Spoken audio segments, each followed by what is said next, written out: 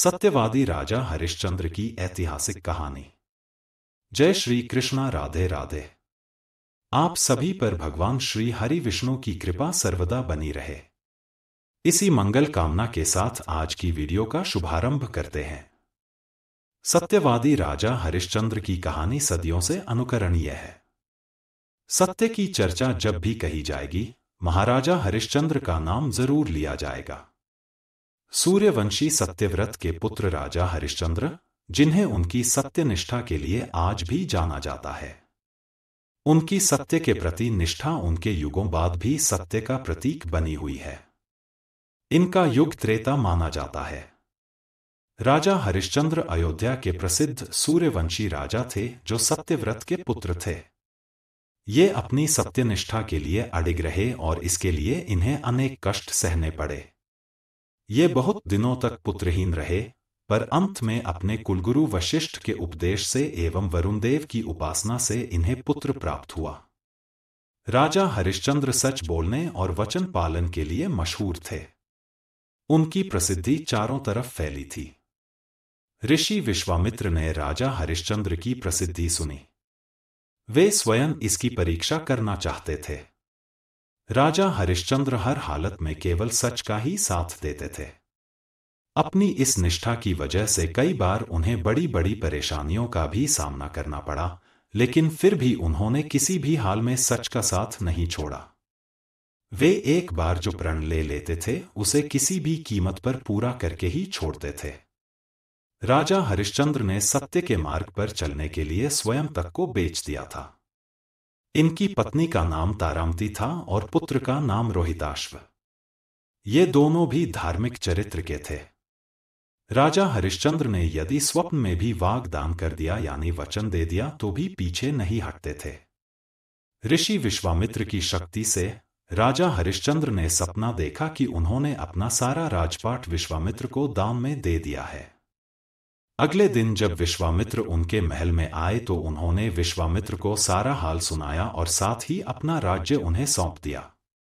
जाते जाते विश्वामित्र ने राजा हरिश्चंद्र से दान उपरांत दक्षिणा में 500 स्वर्ण मुद्राओं की मांग की। विश्वामित्र ने राजा को याद दिलाया कि राजपाट के साथ राज्य का कोष भी वे दान कर चुके हैं और दान की हुई वस्तु को दोबारा दान नहीं किया जाता। तब राजा ने अपनी पत्नी और पुत्र को बेचकर स्वर्ण मुद्राएं हासिल की, लेकिन वो भी 500 नहीं हो पाईं। राजा हरिश्चंद्र ने खुद को भी बेच डाला और सोने की सभी मुद्राएं विश्वामित्र को दान में दे दी। अपनी मर्यादा को निभाया। राजा हरिश्चंद्र ने खुद को जहां बेचा था, वह श्मशान का चांडाल था, जो शवदाह के लिए आए मृतक के परिजन से कर लेकर उन्हें अंतिम संस्कार करने देता था। एक रात्रि को सर्प के काटने से राजा के पुत्र की मृत्यु हो गई। असहाय रानी तारा रोती बिलखती अपने पुत्र को श्मशान में अंतिम क्रिया के लिए लेकर जा रही थी। काली अंधियारी रात में जोरों की बारिश हो रही थी। बादल गरज रहे थे, बिजली चमक रही थी और अभागन माता अपने पुत्र के शव को अकेली श्मशान लेकर पहुंची। वहां पर राजा हरिश्चंद्र ने रानी को बिना देखे ही श्मशान कर के लिए आदेश दिया। इतने में आसमान में बिजली चमकी तो उस बिजली की रोशनी में हरिश्चंद्र को उस अबला स्त्री का चेहरा नजर आया। वह स्त्री उनकी पत्नी तारामती थी और उसके हाथ में उनके पुत्र रोहिताश्व का शव था। अपनी पत्नी की यह दशा और पुत्र के शव को देखकर हरिश्चंद्र बेहद भावुक हो उठे। उस दिन उनका एकादशी का व्रत भी था और परिवार की इस हालत ने उन्हें हिलाकर रख दिया। उनकी आंखों में आंसू भरे थे, लेकिन फिर भी वह अपने कर्तव्य की रक्षा के लिए आतुर थे। भारी मन से उन्होंने अपनी पत्नी से कहा कि जिस सत्य की रक्षा के लिए उन्होंने अपना महल, राजपाट तक त्याग दिया, स्वयं और अपने परिवार को बेच दिया, आज यह उसी सत्य की रक्षा की घड़ी है।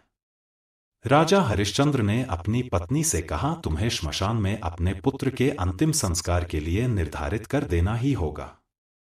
रानी तारा कर के रूप में अपनी साड़ी का टुकड़ा फाड़ कर देने की कोशिश करती हैं। उसी समय आकाशवाणी हुई और स्वयं ईश्वर प्रकट हुए और उन्होंने राजा से कहा, हरिश्चंद्र, तुमने सत्य को जीवन में धारण करने का उच्चतम आदर्श स्थापित किया है। तुम्हारी कर्तव्यनिष्ठा महान है, तुम इतिहास में अमर रहोगे। और राजा की ली जाने वाली दान वाली परीक्षा तथा कर्तव्यों के प्रति जिम्मेदारी की जीत बताई।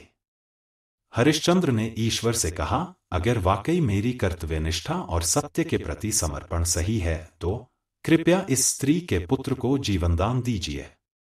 इतने में रोहिताश्व जीवित हो उठा। ईश्वर की अनुमति से विश्वामित्र ने हरिश्चंद्र का राजपाट भी उन्हें वापस लौटा दिया।